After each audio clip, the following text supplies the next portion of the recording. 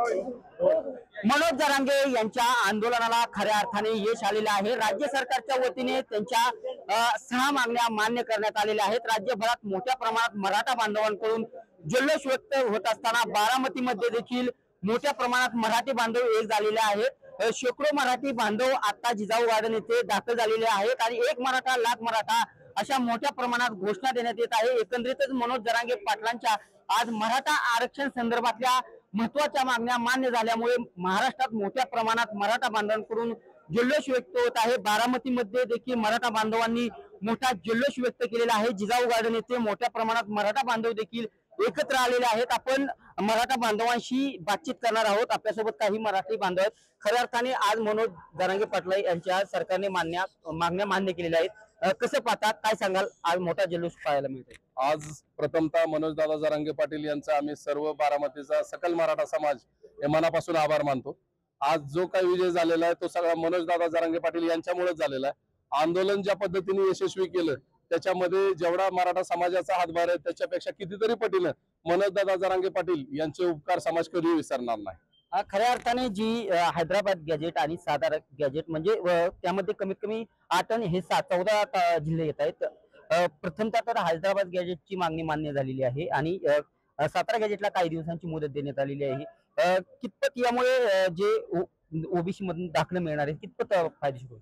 त्याच्यामध्ये जे हैदराबाद गॅजेट आहे त्याच्यामध्ये सगळ्यात जास्त संख्या महाराष्ट्रातली येणार आहे। त्याच्यामध्ये हैदराबाद गॅजेट हे 1800 काळातलं होतं, ते अगदी बारामती तालुक्यात सुप्यापर्यंत आणि इंदापूर तालुक्यापर्यंत ते होतं। त्यामुळे सगळ्यात जास्त जिल्हे त्यामध्ये येतील आणि जेव्हा सातारा गॅजेट येईल त्या सातारा गॅजेट मध्ये जे पश्चिम महाराष्ट्रात जे काही जिल्हे आहेत ते त्याच्यामध्ये समावतील। त्यामुळे आजचं आमचं म्हणणं आहे की पहिलं जे कुणबी मधलं ओबीसी झालं त्यामध्ये साधारण 25% मराठा समाजाला ओबीसीचे आरक्षण मिळालं आणि आता कमीत कमी 50% लोकांना ह्या 2 गॅजेटचा फायदा होऊन त्यांना ओबीसीचे सगळे फायदे मिळाले।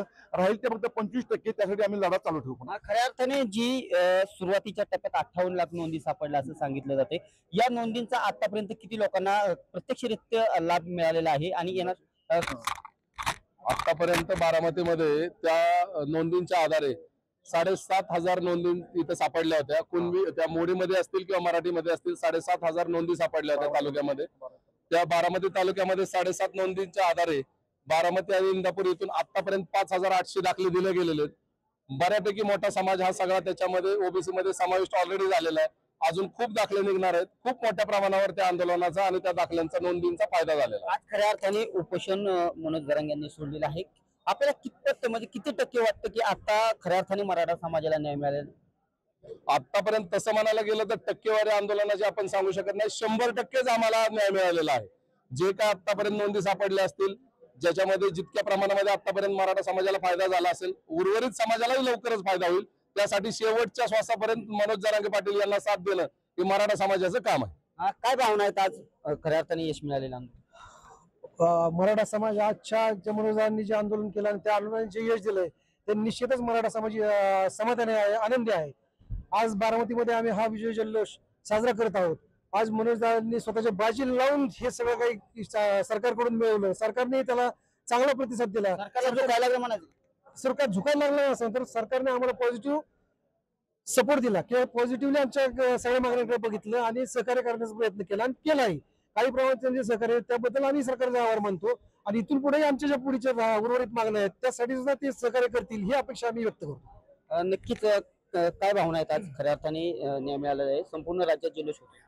आज आम्हाला आमच्यासाठी ही आज दिवाळी असल्यागत आहे, कारण मनोजदादांनी स्वतःच्या जीवाची बाजी लावून त्यांनी आज जे उपोषणाला बसले होते आणि त्यांनी सांगितल्याप्रमाणे की मी जोपर्यंत आरक्षण मिळत नाही तोपर्यंत इथून उठणार नाही, जोपर्यंत माझं मागण्या मान्य होत नाही तोपर्यंत मी इथून जाणार नाही। एक तर मागण्या घेऊन जाईल किंवा माझी अंत्ययात्रा जाईल। त्याच्यामुळे मनोज दादा जरांगे पाटलांनी जसं सांगितलं तसं सरकारने बी मान्य केलेलं आहे। तरी या सरकारचे आम्ही आभारी आहोत। एक मराठा। खऱ्या अर्थाने बारामती मधून देखील 5 दिवस उपोषण सुरू होतं, मोठ्या प्रमाणात मदत गेली। कशा पद्धतीने पाहता? एक आज खऱ्या अर्थाने आनंदाचा दिवस आहे, जल्लोष व्यक्त केला जात आहे। परंतु जे मराठा बांधवांचा सुरुवातीच्या टप्प्यात जे हालापेष्टा सण 2 दिवसात करायला लागले आणि खऱ्या अर्थाने नंतर महाराष्ट्रातून मोठा ओघ गेला, आज खऱ्या अर्थाने त्याला कुठेतरी यश मिळालेले, काय भावना आहेत? खरं तर बारामतीकरांचं मी संपूर्ण मराठा समाज बारामती तालुक्याच्या वतीनं आम्ही सगळ्यांचं अभिनंदन करतो की ज्याप्रमाणे मनोज जरांगेने उपोषण करण्याचा प्रयत्न करत होते त्याप्रमाणे अख्ख्या संपूर्ण बारामती तालुका सुधारू देण्याचं काम त्यांनी संपूर्ण बारामतीकरांनी केलेले, त्याबद्दल संपूर्ण मराठा बांधवांचं मी हार्दिक असं अभिनंदन करतो. नक्कीच आज मोठ्या प्रमाणात बारामतीमध्ये जल्लोष पाहायला मिळत आहे. मराठा बांधव जिजाऊ गार्डन मध्ये आलेले आहेत आणि खऱ्या अर्थाने जो आज मनोज जरांगे पाटील यांच्या आंदोलनाला यश मिळालेलं आहे, जिजाऊ गार्डन येथून एक रॅली काढण्यात येणार आहे आणि मराठा बांधव खऱ्या अर्थाने बारामतीतील जो महत्वाचा भिगवण चौक आहे येथे मोठ्या प्रमाणात जल्लोष व्यक्त करणार आहे. दीपक आपले TV9 मराठी बारामती.